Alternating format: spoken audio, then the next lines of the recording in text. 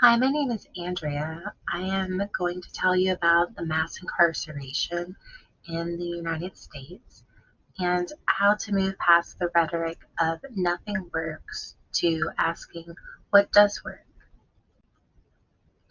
Since the 1970s, tough on crime legislation has been even tougher on families, individuals, and communities. The corrections rate peaked to 7.3 million people in 2007. And despite the decline in number of individuals under correctional supervision in the U.S. since then, the U.S. retains the record for the highest rate of incarceration globally, with probationers making up the majority of those under supervision. Waldman and Western note that at the beginning of the 21st century, 6.6% of the U.S. population, while over 11% of American males, could anticipate being incarcerated at some point in their lives. This shows a great disparity between genders as far as who is represented in the prison population.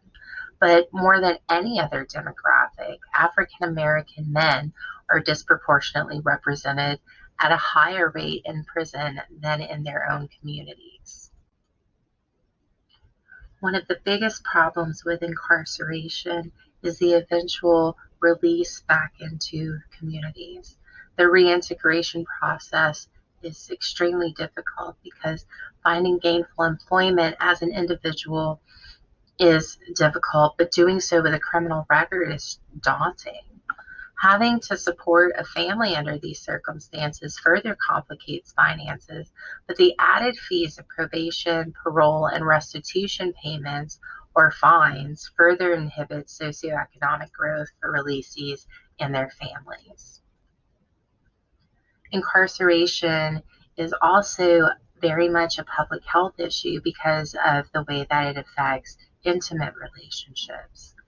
Incarceration negatively impacts a multitude of factors of adult men's livelihoods, which then extends to their romantic partners and families.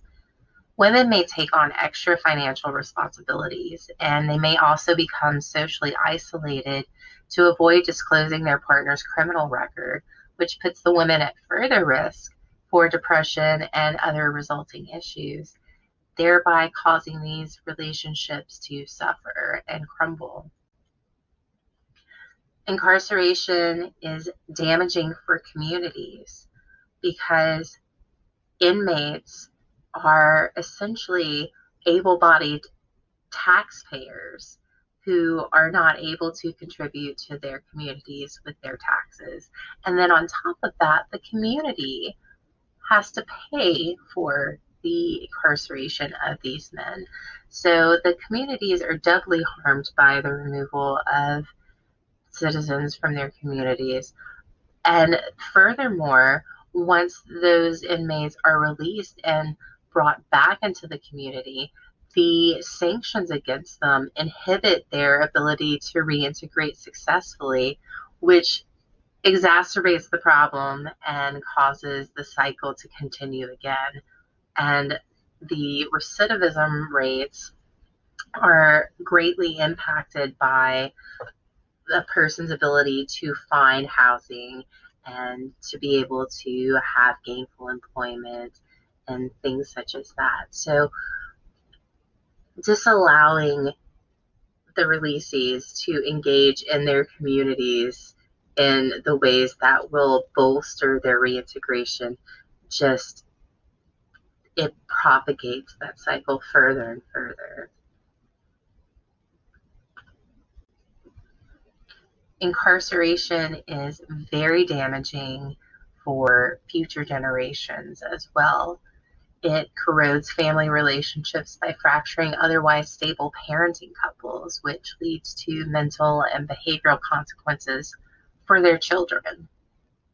Young sons of an incarcerated parent are likely to exhibit aggressive external behaviors, while older children tend to internalize behaviors.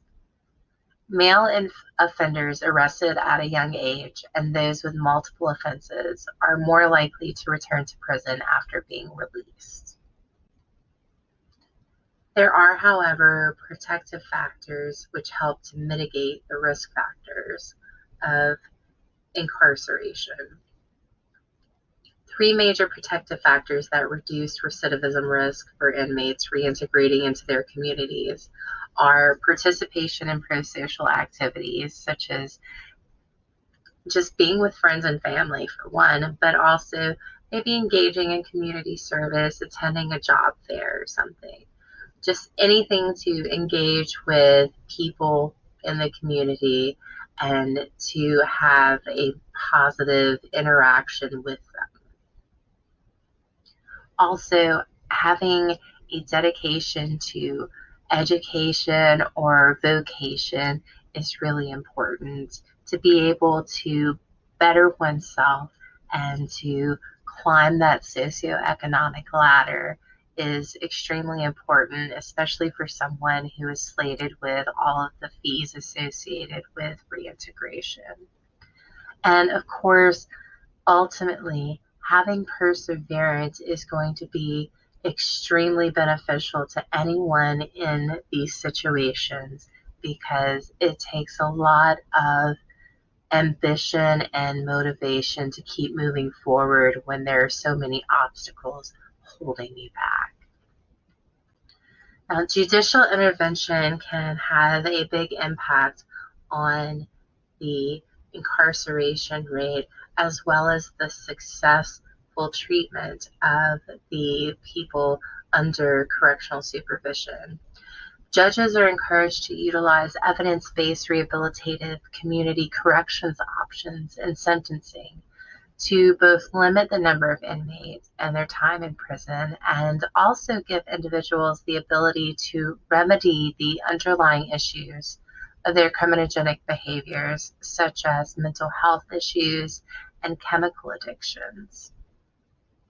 Judges are discouraged from placing juvenile offenders into residential treatment programs without first attempting available community corrections options, allowing the child to remain with his or her family or the best fit guardian in a non-abusive environment while actively applying learned skills to real-life situations.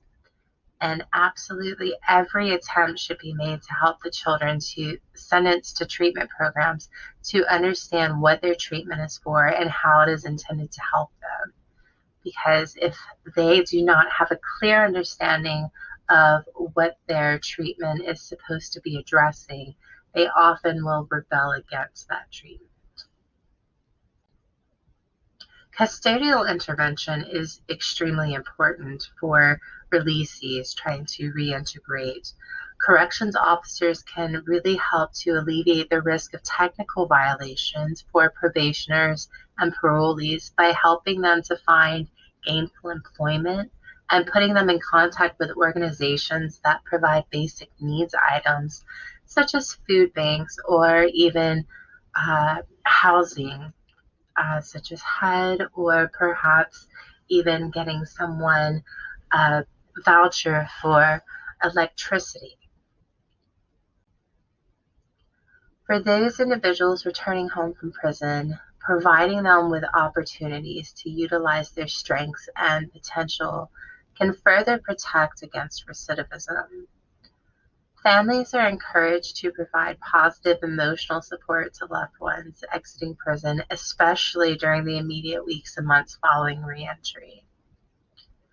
Families can help to prevent their children from participating in criminal activity by staying positively engaged in their children's education and extracurricular activities, staying knowledgeable about who their children associate with, and also addressing taboo topics such as drug use and safe consensual sex, honestly and without judgment. The reduction of incarceration rates in the U.S., while steady, has not sufficiently alleviated the inherent problems of the criminal justice system. By working together as communities to support families and individuals in pursuing education, vocation, mental wellness, and freedom from addiction, we can all take part in accelerating the decrease in incarceration rates. Everyone is highly encouraged to contact their legislators to advocate for positive criminal justice reforms. To find out more about your legislators and how to contact them, you can text the word RESIST to 50409. Standard text messaging rates do apply. Thank you.